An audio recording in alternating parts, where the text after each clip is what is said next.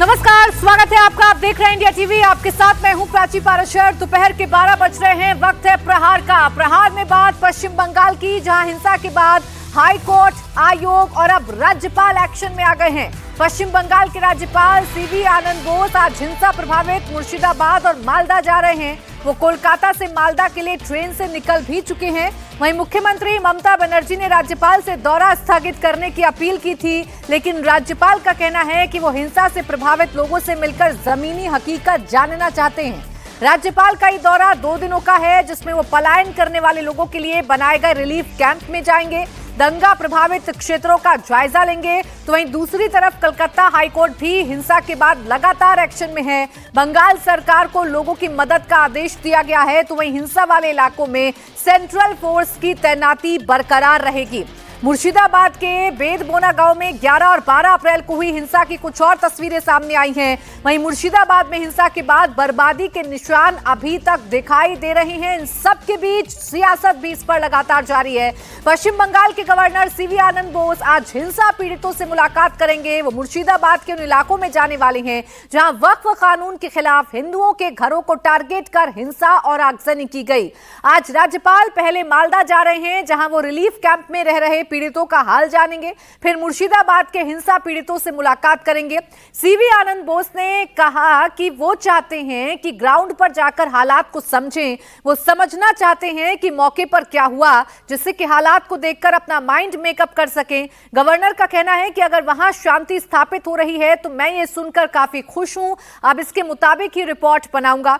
वहीं ममता बनर्जी ने गवर्नर से हालात को काबू में होने तक इंतजार करने की गुजारिश की थी। उन्होंने कहा कि विश्वास बहाली के उपाय किए जा रहे हैं, स्थिति सामान्य हो रही है। मुख्यमंत्री ने कहा कि वो खुद प्रभावित क्षेत्रों का दौरा नहीं कर रही, ताकि राजनीतिक रूप से अपने को बड़ा साबित करने की होड़ से बचा जा सके।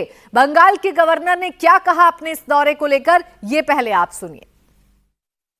My field visit is basically meant to understand what has happened in the field and also to make up my mind based on realities of the situation. If peace is restored, I am very happy about that. From the field, once I realize that it has been done, I'll be most happy to make my report accordingly. I will certainly have an objective view about the matter, and now that the central forces are also there, situation has been brought under control. Now what we should do is to do the mopping up operation and also take further steps to prevent such instances in future. उधर मुर्शिदाबाद हिंसा को लेकर बंगाल सरकार ने Calcutta high court में एक report पेश की है, जिसमें मुर्शिदाबाद हिंसा को लेकर कई बड़े खुलासे हुए हैं। बंगाल की ममता बनर्जी की सरकार ने हाईकोर्ट में जो रिपोर्ट दाखिल की है, उसमें कहा गया है कि उपद्रवियों ने जानबूझकर हिंदुओं को टारगेट किया था। याद रखिए, ये बात हम नहीं बल्कि पश्चिम बंगाल सरकार की रिपोर्ट कह रही है। बंगाल सरकार की रिपोर्ट में डेट वाइज हिंसा के बारे में बताया गया है, जिसमें कहा गया है कि 8 अप्रैल को जंगीपुर में करीब 8 से 10 हजार की संख्या में भीड़ जुटी और उस दिन हिंसा में पुलिस की जान लेने की कोशिश की गई। पुलिस के अफसर से उनके लोडेड पिस्तौल छीनी गई। 11 अप्रैल को रघुनाथगंज और शमशेरगंज में 5-5 हजार लोग जुटे और जमकर उपद्रव मचाया।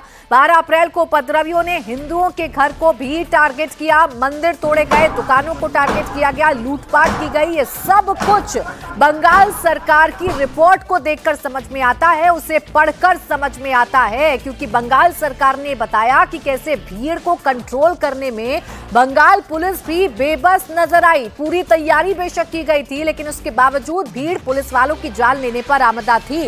अब मैं आपको बंगाल सरकार की रिपोर्ट के उस हिस्से को पढ़कर सुनाती हूं, जिसमें 8 अप्रैल की हिंसा का जिक्र किया गया है।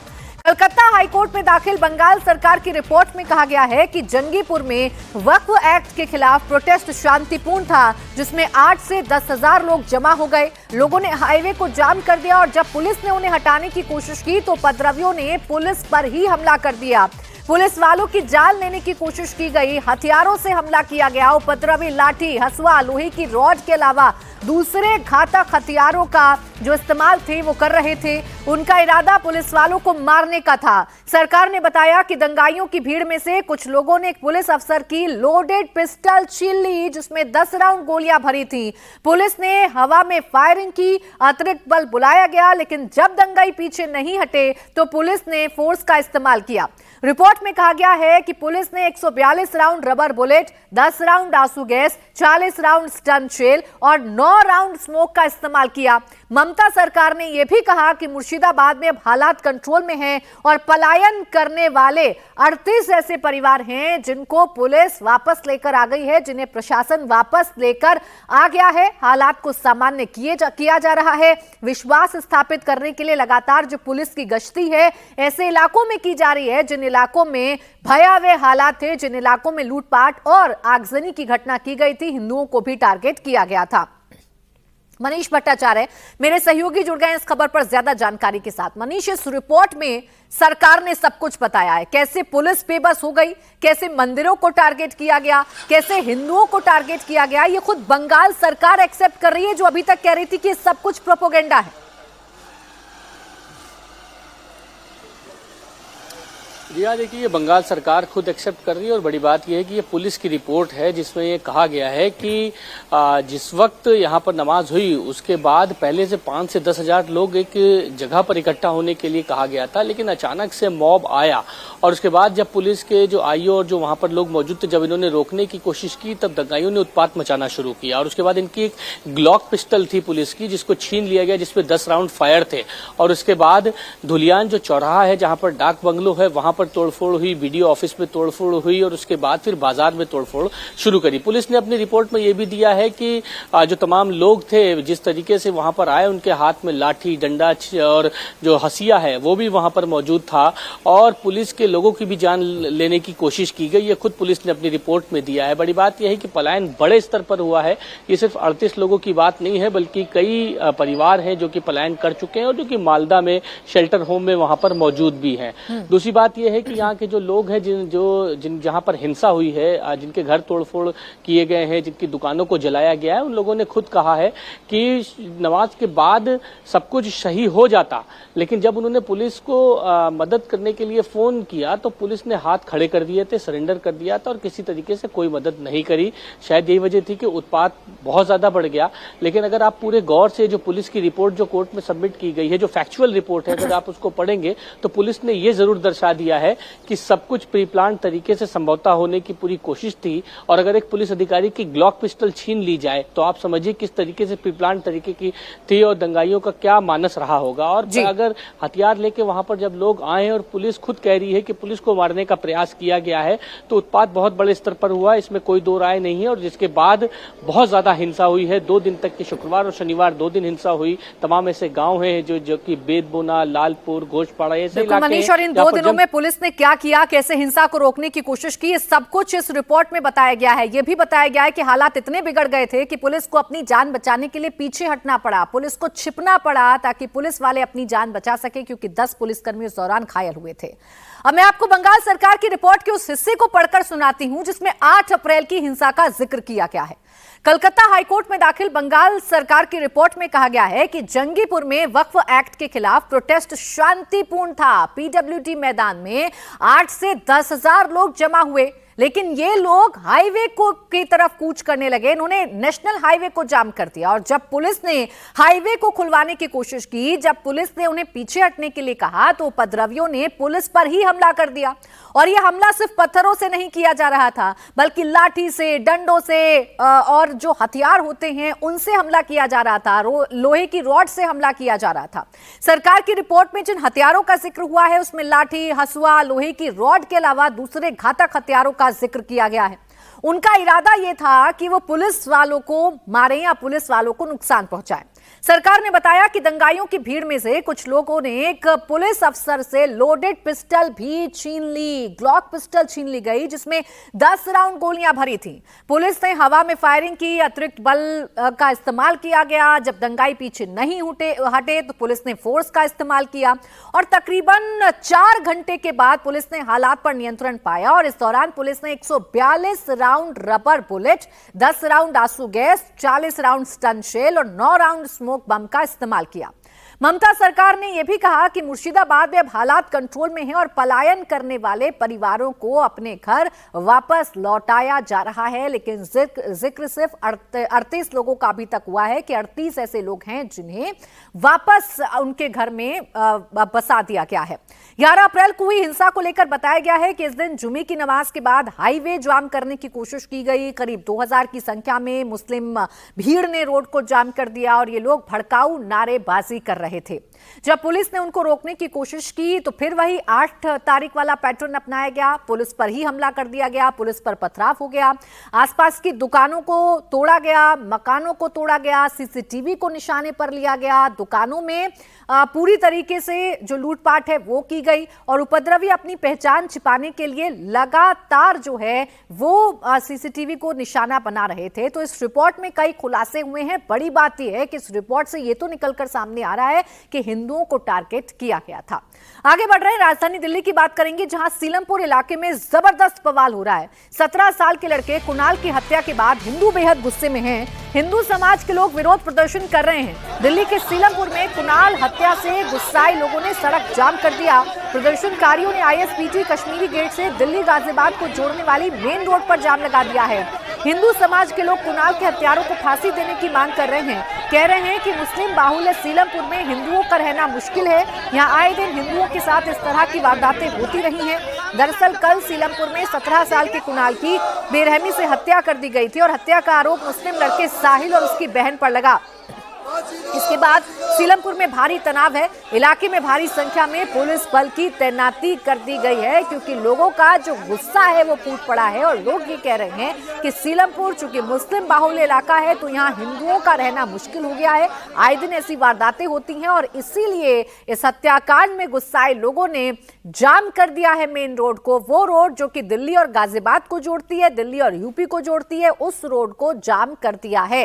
अभय पाराशर मेरे सहयोगी जुड़ गए ज्यादा जानकारी के साथ। अभय, सबसे पहले ताजा हालात आप बताइए, लोगों का गुस्सा क्या अभी भी भड़का हुआ है और पुलिस ने अभी तक क्या कदम उठाए हैं? देखिए बिल्कुल प्राची, अगर हम तुरंत के हालात की बात करें तो पुलिस ने जो प्रदर्शन हो रहा था उसको खत्म करवाया है। लोगों को मेन रोड से अब सर्विस लेन में ला दिया। ये आप देखेंगे, ये सीलमपुर के अंदर की सर्विस लेन है, बाहर मेन रोड है। पहले प्रोटेस्ट बाहर हो रहा था और अब लोगों को समझाकर किसी तरीके से अंदर लाया गया है। हालांकि तनाव अब भी यहां पर बरकरार है क्योंकि लोगों का यह कहना है कि आए दिन यहां पर हिंदुओं पर हमला किया जाता है और यही वजह है कि जो जिस तरीके से कुणाल की हत्या की गई उसमें जिनका इन्वॉल्वमेंट आ रहा है वो इस इलाके के ही क्रिमिनल्स बताए जा रहे हैं और ये बताया जा रहा है कि लोगों को मजबूर किया जा रहा है यहां से पलायन करने के लिए। फिलहाल पुलिस, आप देखेंगे, पुलिस मौके पर मौजूद है। लगातार ये समझाया जा रहा है यहां पर लोगों को कि किसी तरीके से ये पूरा धरना जो है उसको शांत करवाया जाए। कुछ अलग अलग जो पार्टीज हैं उनके लोग भी यहां पर पहुंच रहे हैं, पैरामिलिट्री फोर्सेस यहां पर लगी हुई है, लेकिन लोगों का ये कहना है कि पूरी सोची समझी साजिश के तहत इस हत्याकांड को अंजाम दिया गया। कुछ लोग यहां पर मौजूद हैं। सर, आप लोग कहां से आए हैं? कुछ सर, अभी इस पूरे केस के अंदर क्या डेवलपमेंट है? कोई जानकारी मिल पाई है? कौन आरोपी है? किसने इस हत्याकांड को अंजाम? हम तो दिल्ली पुलिस से ही हैं सब लोग। इन्वॉल्वमेंट किसका है सर? अब तक कुछ जांच में? हम लोग जांच कर रहे हैं और विल अपडेट यू। ठीक है, कह रहे हैं कि पास की ही कोई क्रिमिनल है, जिरका नाम की एक महिला है, क्या क्रिमिनल बैकग्राउंड है? उन्होंने ही कोई साजिश के तहत बदला लेने की मंशा से हमला किया है? मैं आपको वही बता रहा हूँ कि we are investigating and will take strict action against the culprits. जो प्रदर्शन हो रहा था, सड़क जाम करी थी प्रदर्शनकारियों ने, फिलहाल नॉर्मल हो गया। नॉर्मल हो गया। फिलहाल स्थिति की अगर हम बात करें प्राची, तो सड़क को खाली करवा लिया गया है। पुलिस से हमने बात की, पुलिस का ये कहना है कि जो आरोपी हैं उनका रोल चेक किया जा रहा है, किसने इस हत्याकांड को अंजाम दिया है, जो सीसीटीवी लोग फुटेज चेक गुस्से की जा में रही हैं, है। जो लोग विरोध कर रहे हैं, उनका आरोप यह है कि मुस्लिम बाहुल्य इलाका है और मुस्लिम बाहुल्य इलाके में लगातार हिंदुओं को परेशान किया जा रहा है। तो एक बार इलाका अगर आप समझा पाएं, इलाका अगर आप दिखा पाएं कि ऐसा क्या है जो लोग इतने गुस्से में आकर सड़कों को जाम कर रहे हैं। देखिए प्राची, जो सिलमपुर इलाका है, सिलमपुर इलाके का जो लोगों का ये आरोप है बिल्कुल सही है कि ये मुस्लिम बहुल्य इलाका है। इस पूरे इलाके को अगर मैं आपको दिखाऊं तो ये मेन रोड है जो कि सीधा आईएसबीटी से सिलमपुर की तरफ आ रही है और यहाँ का ये पूरा का पूरा जो इलाका है, ये नाले के ऊपर ये रोड बनी हुई है और ये पूरा मुस्लिम बहुल्य इलाका है। यहाँ पर लोगों का ये आरोप है कि यहाँ पर आए दिन उनको परेशान किया जाता है, मारपीट की जाती है। कुछ लोग यहाँ पर मौजूद हैं। इस इलाके के अंदर क्या कोई परेशानी हो रही है लोगों को रहने में, क्या दिक्कत हो रही है? कोई सांस फूल मैं नहीं बता सकता। मेरी तबीयत खराब है। तो अभी यहाँ पर पुलिस ने फिलहाल जो आंदोलन यहाँ पर लोग कर रहे थे, प्रदर्शन कर रहे थे, क्योंकि साफ तौर पे ये कहना है परिवार के लोगों का कि वो जब तक बॉडी को एक्सेप्ट नहीं करेंगे, जब तक पुलिस इस पूरे मामले के अंदर आरोपियों की गिरफ्तारी नहीं कर लेती। इस पूरे केस के अंदर मैं आपको एक और चीज बता दूं प्राची, इलाके की एक पुरानी क्रिमिनल है जो कि हाल में ही जमानत पर बाहर आई है, आर्म्स एक्ट के केस के अंदर वो अंदर मौजूद थी। उसका नाम है जिक्रा और ये जो आप मकान देख रहे हैं, इसके सेकंड फ्लोर पर वो रेंट पर रह रही थी। उसका हाशिम बाबा की जो गर्लफ्रेंड है जोया, उसके साथ बाउंसर के तौर पर काम करती थी। परिवार के लोग बार बार इसी जो लेडी डॉन है इस इलाके की, उसका नाम ले रहे हैं, उस पर आरोप लगा रहे हैं कि उसने अपने कुछ साथियों के साथ मिलकर इस हत्याकांड को अंजाम दिया है, कोई पुराना बदला लिया है।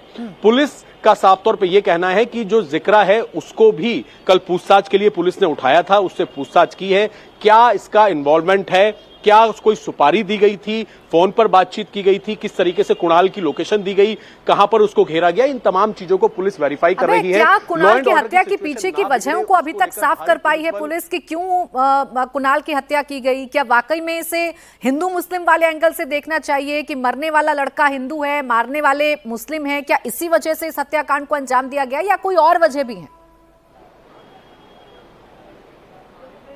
प्राची, क्योंकि ये इलाका जो है मुस्लिम बहुल्य इलाका है और यहाँ पर परिवार जो बाकी के लोग भी हैं, आस पड़ोसी हैं, उनके ये आरोप लगातार हैं कि यहाँ पर हिंदुओं को परेशान किया जाता है। हालांकि जो पुलिस के सूत्र हैं उनसे हमने इस पूरे मामले को समझने की कोशिश की तो हमें ये पता लगा कि जो लेडी डॉन इस इलाके की है, जिसपे आर्म्स के साथ उसने एक वीडियो कुछ समय पहले सोशल मीडिया पर डाली थी, उसको गिरफ्तार किया गया था और उसका इन्वॉल्वमेंट जोया से यानी कि हाशिम बाबा की गर्लफ्रेंड से निकलकर सामने आया था।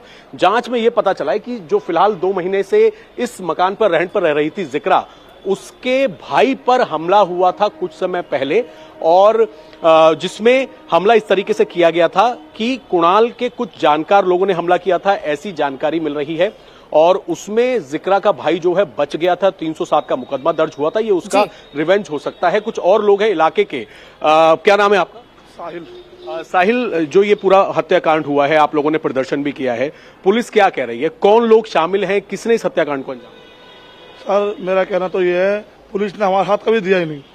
हमारा संध्या 12 से अभी तक 6 मर्डर हो चुका हमारे समाज के और ये जो हमारा बच्चा था, ये नाबालिग बच्चा था, ये जो लड़की है जिक्रा, इसने हमारे भाई को कह के मरवाया है। इसने 6 महीने पहले धमकी दी थी कि तो मरवा दूंगी। किस बात की धमकी दी थी, क्या झगड़ा था, क्या? कुछ नहीं था। जो जिक्रा थी, इसके बहन भाई इसकी लड़की की बहन को छेड़ते थे, तो इसकी लड़की बहन जाती थी, इसको पकड़ लेते थे, दूध लेने आती थी, तो इसने उन लोगों से बोला कि भाई बहन है मेरी, ये वो है। पलायन की क्या बात आ रही है कि जो लोग कह रहे हैं कि पलायन है? पलायन इन्होंने 6 लोगों का पलायन हो गया। ये जितने भी है ना 4-5 लोग हैं और इनका नाम लेने चाहता मैं, इनका सबका प्लान था और इन्होंने प्लान से मरवाया। पुलिस क्या कह रही है, आरोपी पकड़े गए हैं, बॉडी कब तक देंगे, क्या? बॉडी के लिए गए हैं पुलिस वाले, साथ गए हैं, जो पापा के साथ उस लड़के के बॉडी लेने बट जबरदस्ती ले गए हैं कि बॉडी ले लो, पहले बॉडी ले लो। अब पुलिस, वो लड़के तो पकड़े नहीं गए, फरार है वो लड़के अभी तक, कोई भी पकड़ा नहीं गया अभी तक। पुरानी दुश्मनी है, कोई पुराना झगड़ा था क्या? कोई दुश्मनी सर, वो बच्चा था, उसकी क्या दुश्मनी होगी? नाबालिग बच्चा, बेचारा शरीफ बच्चा, पढ़ता लिखता था, वो तो अपनी बहन। ठीक है, अभय, इनके जो आरोप हैं वो बहुत गंभीर हैं। पुलिस जांच कर रही है, वजह जल्द से जल्द सामने आएगी कि आखिर क्यों कुणाल नाम के शख्स की हत्या कर दी गई। शुक्रिया अभय तमाम जानकारी के लिए।